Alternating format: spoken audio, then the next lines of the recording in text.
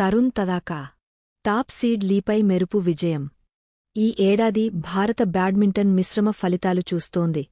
అగ్రశ్రేణి షట్లర్లు సహా వర్ధమాన షట్లర్లు ప్రపంచశ్రేణి ఆటగాళ్లపై విజయాలు సాధిస్తున్నా నిలకడ కనిపించటం లేదు.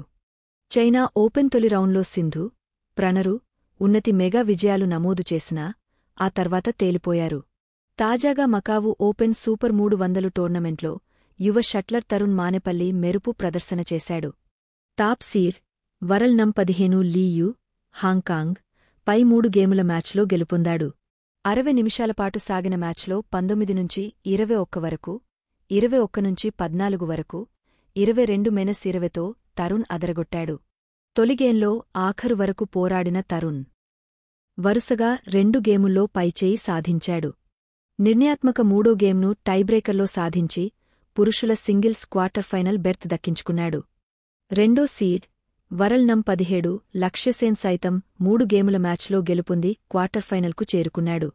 ఇండోనేషియా షట్లర్ చికో ఆరాపై 21-14 వరకు, 14-21 వరకు, 21-17తో లక్ష్యసేన్ విజయం సాధించాడు. 67 నిమిషాల్లోనే అన్సీడెడ్ షట్లర్ను ఓడించిన లక్ష్యసేన్ మళ్లీ ఫాన్లోకి వచ్చాడు. పురుషుల డబుల్స్లో సాత్విక్ సాయిరాజ్ రాంకిరెడ్డి, చిరాగ్ శెట్టి జోడీ క్వార్టర్ ఫైనల్లో కాలుమోపింది. రెండో సీడ్ సాత్విక్, చిరాగ్లు 10-21తో తొలిగేంలో తేలిపోయారు. కాని వరుస గేముల్లో 22-20 వరకు, 21-16తో సత్తా చాటారు.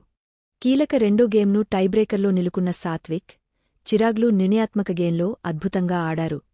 మెన్స్ సింగిల్స్లో ఆయుష్ శెట్టి 18-21 వరకు, 16-21తో మలేషియా ఆటగాడు జస్టిన్ చేతిలో ఓటమి చెందాడు.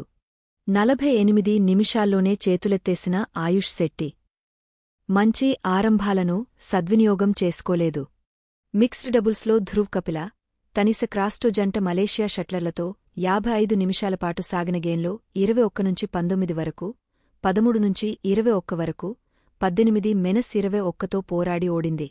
మహిళల సింగిల్స్ ప్రీ క్వార్టర్ ఫైనల్లో రక్షిత శ్రీ 21-14 వరకు, 10-21 వరకు, 11-21తో రెండో సీడ్ బుసానన్, థారులాండ్ చేతిలో ఓడింది. తొలిగేంలో 21-14తో సత్తా చాటిన రక్షిత ఆ తర్వాత బుసానన్ దూకుడు ముంగట చేతులెత్తేసింది. పురుషుల డబుల్స్లో పృథ్వీ కృష్ణమూర్తి, సాయి ప్రతీక్ జోడీ 18-21 వరకు, 18-21తో వరుస గేముల్లో 4గో సీడ్ మలేషియా స్టార్స్ చేతిలో ఓటమిపాలయ్యారు.